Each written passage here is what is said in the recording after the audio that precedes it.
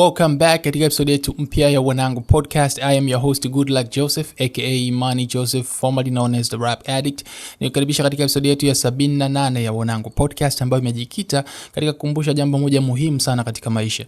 Lakini kwa sababu nataka ukumbuke jambo hilo kwa uzuri zaidi, basi nitatumia mfano ambao na uhakika utaukumbuka kirahisi zaidi kuliko nikikwambia jambo hilo moja kwa moja. Kwa wale wapenzi wa movies, kuna movie inaitwa Undisputed. As a matter of fact, haiko moja, ziko 4. Na movie ambayo nataka kuzungumzia siku ya leo ni Undisputed 3, ambayo star wa movie hiyo anaitwa Scott Adkins, maarufu kama Yuri Boyka. Anacheza kama mhusika anayefahamika kama Yuri Boyka. Kwa ambao wanamfahamu Boyka, wanajua anapigana vibaya mno. Yaani ni mbaya vibaya mno linapokuja swala la kupigana. Sasa movie hizi kwa wale ambao hawana idea kabisa nazungumzia kitu gani, ni movies ambazo zinahusisha mapigano ambayo yanafanyika ndani ya magereza. Yani mandhari ya movie hizi ni magereza, ni gerezani. Na hao wafungwa sasa ndo wanaokuwa wanalazimishwa kupigana for their own survival. Ili usurvive inabidi upigane. Wanaoandaa mashindano hayo ni mabosi wa magereza wakihusiana na wakijihusisha pia na watu wa nje ambao ni wafanyabiashara wa underground, wanafanya biashara haramu. Unaona? Kwa hiyo hao jamaa ndo wanaandaa mashindano haramu ya wafungwa kupigana, lakini manufaa yote yanaenda kwao wao. Umeona? Kwa hiyo ndo idea ya hizo movies.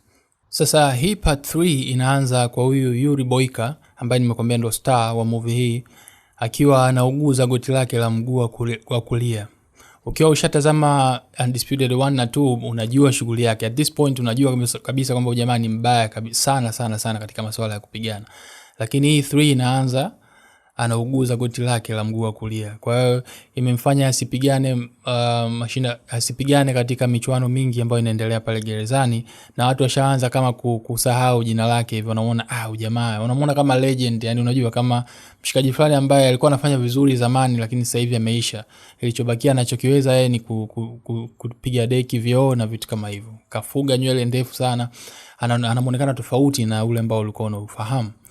Kwa hiyo baadaye kidogo anasikia kwamba kuna mashindano mapya yanaitwa PSC, Prison Spets Competition, ambayo wanatangaza wanasema kwamba mshindi wa mashindano hayo atapata uhuru, maana ataachiwa kutoka gerezani.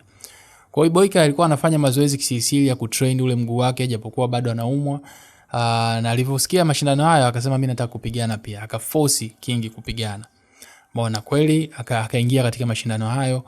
Lakini mbali na Boyka kuna mtu mwingine anaitwa Turbo ambaye yeye ni Marekani. Kumbuka kwamba Boyka ni Mrusi. Turbo ni Marekani. Turbo ni kinyume kabisa cha Boyka. Turbo anaongea kichizi, yani muda wote anaongea. Na nafikiri mwandishi hapa alikuwa anataka atuonyeshe tofauti kidogo ya tamaduni kati ya Boyka ambaye ni Mrusi na Turbo ambaye ni Marekani mweusi. Unajua Marekani na Urusi wamekuwa katika vita baridi kwa kipindi kirefu sana kuanzia mwaka 1945 huko. Kwa hiyo nafikiri anaonyesha huo utofauti wa kiutamaduni na utofauti na ule uhasimu wao wa kiasili ambao umekuwepo kwa miaka mingi sana, unaonyeshwa kupitia hao characters wawili kwenye hii movie. Anyway, kiachana hayo mambo, Turbo naye ni mbaya, anapigana vibaya mno. Sasa mwanzoni wanakuwa hawapatani na Boyka na nini, lakini inafika kipindi wanajikuta kwamba wamekuwa kama team fulani hivi kasikokuwa official. Wakienda mazoezini, as a matter of fact walikuwa wanafanyishwa kazi sana. Kwa hiyo wakienda kufanyishwa kazi huko wanakuwa wako pamoja, wanapiga story na nini, wanafanya kazi. Okay, sasa hao mabosi ambao wameandaa hayo mashindano, wenyewe tayari washapanga mshindi atakuwa nani. Na wana make sure kwamba mshindi huyo anakaa kwenye mazingira mazuri sana tofauti na wale wafungwa wengine, ili apate advantage ya kwa mfano kupumzika. Unajua hao wafungwa walikuwa wanaenda kufanyishwa kazi huko kutwa nzima kwenye jua, wanafanyishwa kazi na nini, kwa hiyo hata muda wa kufanya mazoezi hawana. Huyu mshindi wao ambao wao wamemwandaa, hata akienda ile sehemu ambao wale jamaa wengine wanafanya kazi, basi yeye anakuwa anasoma kitabu, ametulia yuko kivulini katulia zake yani. Au wakati wa wafungwa wengine wanapigika huko, wakirudi ndo anapewa saa moja la kufanya mazoezi kwa ajili ya kujifua na mechi za kupigana zinazofuatia. Au sometimes yule jamaa ambaye ameshachaguliwa kuwa mshindi anaweza akabaki gerezani akawa anafanya mazoezi, anajidunga madawa ya kuongeza nguvu na vitu kama hivyo. Kwa hiyo yeye alikuwa na advantage kubwa sana ukilinganisha na kina Boyka na Turbo. Lengo lilikuwa ni kufifiisha jitihada zao ili washinde compete na yule jamaa ili aweze kushinda kirahisi. Kwa hiyo walivyoona, lakini hao jamaa Boyka na Turbo walikuwa ni wabishi. licha ya kuwa kwenda kufanya kazi siku nzima, wakirudi gerezani hiyo 1 hour ambao wamepewa kufanya mazoezi bado wanaitumia na wanafanya mazoezi kwa nguvu. Kwa hiyo wale mabosi wakaona jamaa mbona wabishi sana, ikabidi wakaendelee kukaza kamba zaidi. Ikafika stage wakawa wanawabania mpaka chakula. Hawawapi hata chakula, anaambia muda umeisha, nyanyuka nenda ukafanye kazi. So kuna hii scene ambayo ndo kiini cha hiki kitu ambacho nataka kuzungumzia siku ya leo, ambayo wametoka gerezani, wamenyimwa chakula breakfast asubuhi na wanapelekwa kufanya kazi. Wakiwa kwenye gari, Turbo amemind kichizi, anasema ya mambo gani, it's not fair na nini na nini. Anamwambia Boyka. Kuna kitu ambacho Boyka alimwambia Turbo ndio ujumbe ambao nataka wewe usikie siku ya leo. Bullshit. It's a fucking joke. Now I'm supposed to fight like this. They started me out. This you cry too much. Fuck you. Then quit. Go back where you fucking came from. Maybe we can turn this around. What the fuck does that mean? We can turn to our advantage. Improvise. Adapt. Overcome. What?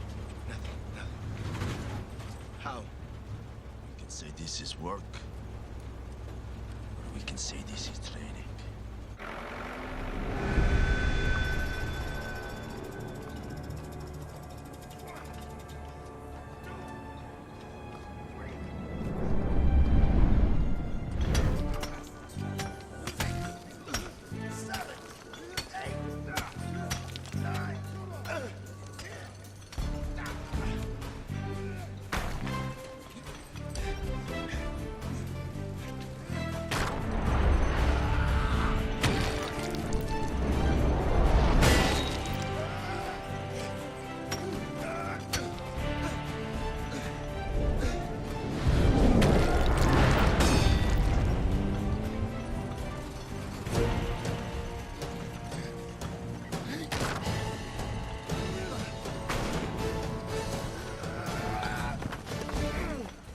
Umemsikia Boyka alichosema.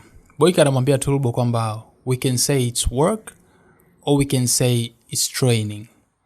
Maana yake ni kwamba tunaweza tukachukua muda huu au wakati huu kuendelea kulalamika kwamba wanachokifanya jamaa sio fair, na kwamba hatutendewi haki na kwamba mazingira ni mabovu, au tunaweza tukatumia muda huu kufanya yale mazoezi ambayo tunataka kufanya ili tuwe fiti mashindano yanapokuwa yamekuja mbele yetu.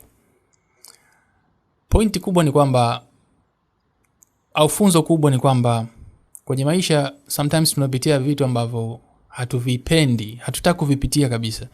Na kweli tunahisi kama mambo hayako fair upande wetu. Lakini issue ya msingi ni mentality, kwamba ndio hii situation ni mbaya, inaweza kuwa ni shule, inaweza kuwa ni kazi, inaweza kuwa ni mahusiano.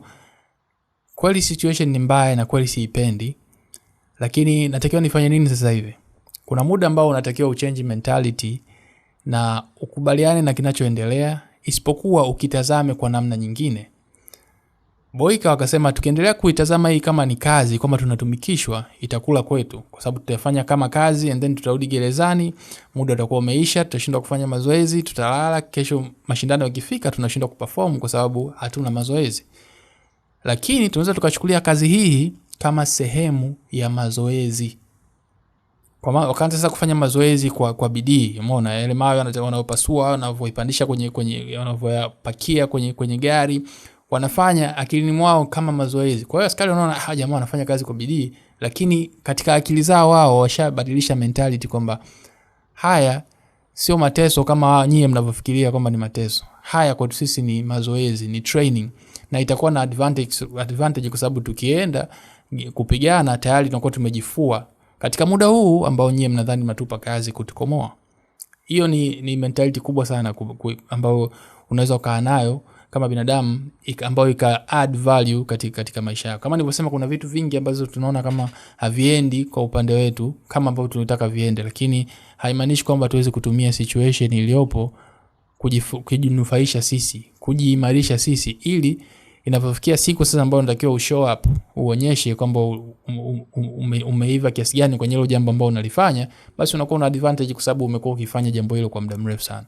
Hicho ndio kitu pekee ambacho nataka kukukumbusha leo, kwamba Haijalishi unapitia situation ngumu kiasi gani, unaweza kaigeuza hiyo situation ikawa kama training, ikawa kama sehemu ya wewe kujifua ili ufanye vizuri pale ambapo utatakiwa kufanya vizuri. That's it. Mwandishi, mshairi na mwanaharakati kutoka nchini Marekani, Maya Angelou, alishawahi kusema hivi: If you don't like something, change it.